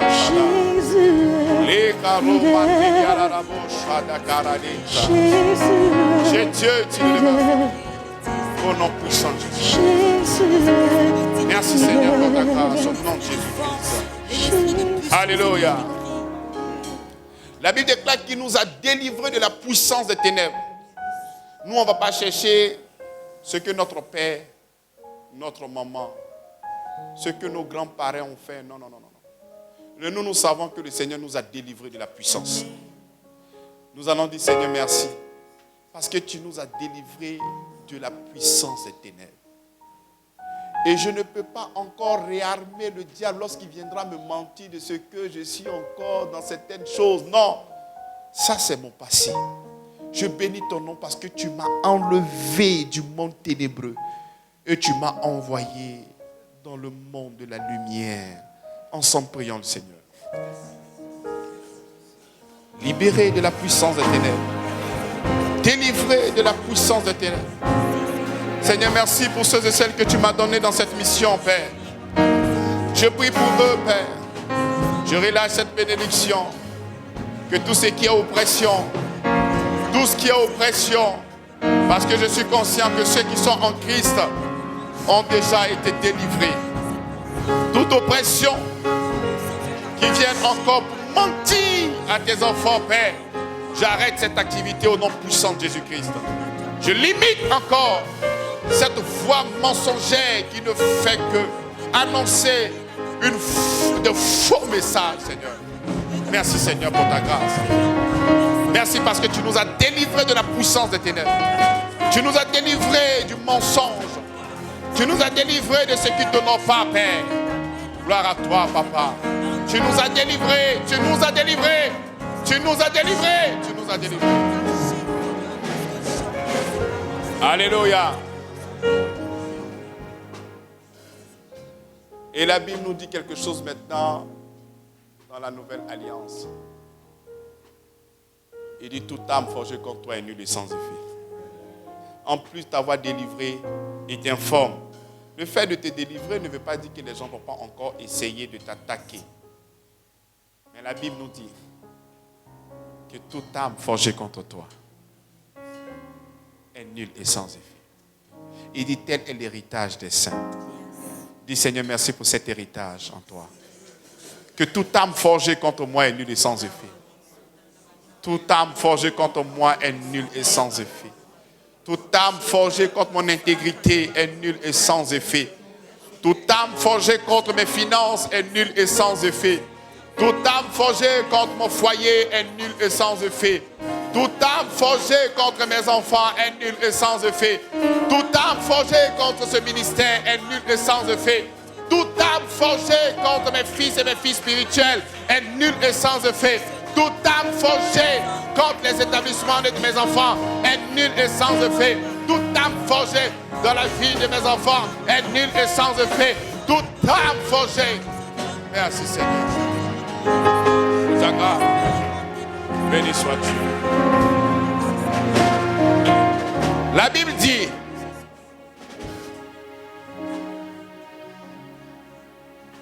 tout complot ne viendra pas de moi. C'est-à-dire le seul complot qui peut marcher, c'est le complot qui vient de Dieu. Mais tout complot en dehors du Seigneur ne pourra jamais fleurir dans ma vie au nom de Jésus-Christ. Les gens peuvent se lever comploter contre toi. Laissez-les faire. Ne cherchez pas à vous battre. Mais nous avons l'assurance que nous avons porté notre antiballe. On a revêtu le Christ. Et lorsque nous revêtons le Christ, bien-aimé, aucune âme ne pourra pénétrer au nom de Jésus-Christ. Et nous allons proclamer tout complot contre moi, tout complot contre mon entreprise, tout complot contre ma famille, tout complot contre mes activités, contre ma santé, oh Seigneur, est nul et sans effet. Vas-y, prie. Merci Seigneur, parce que tout complot est nul et sans effet au nom de Jésus-Christ. Merci pour ton amour. Merci pour ta grâce, Seigneur. Tu nous as protégés à la merveille. Tu nous as protégés d'une manière merveilleuse. Gloire à toi, Père. Merci, Seigneur, pour ta fidélité au nom puissant de Jésus-Christ. Alléluia. La dernière prière, tu vas dire, Seigneur, je sais que tu es amoureux de moi. Dis, Seigneur, en fait, ils t'ont trop menti. Le gars là t'a fait croire qu'il est fan de toi. C'est le Seigneur qui est fan de toi. Dis, Seigneur, je sais que tu es amoureux de moi. Je sais que tu es amoureux de moi. Je sais que tu m'aimes d'une manière extraordinaire.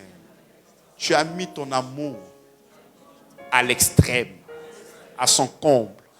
Je te célèbre pour ton amour qui me préserve, pour ton amour qui me guérit, pour ton amour qui me restaure. Au nom de Jésus-Christ, nous acclamons Jésus-Christ. Alléluia.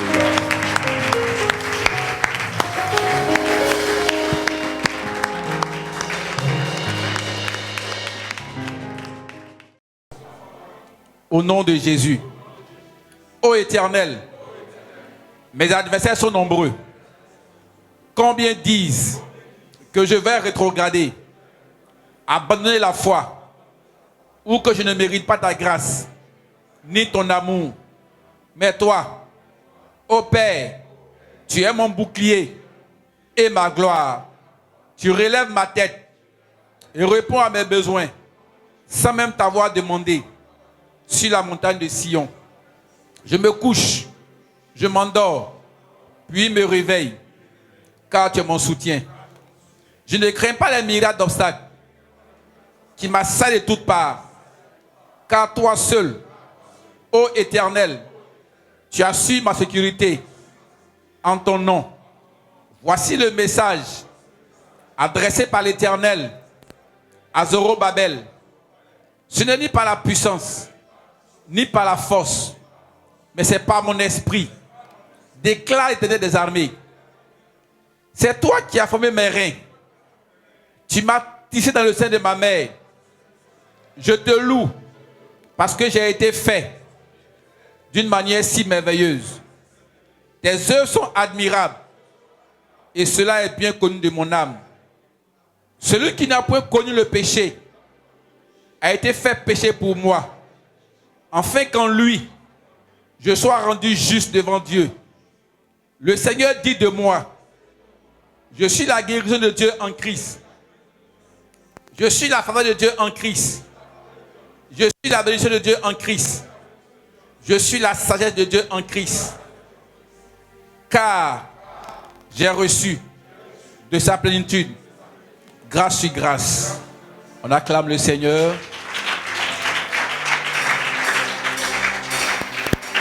On se salue. Dis à ton frère ou à ta soeur, finis avec le passé. Finis totalement avec le passé. Donne dos au passé et regarde à Jésus-Christ. Amen.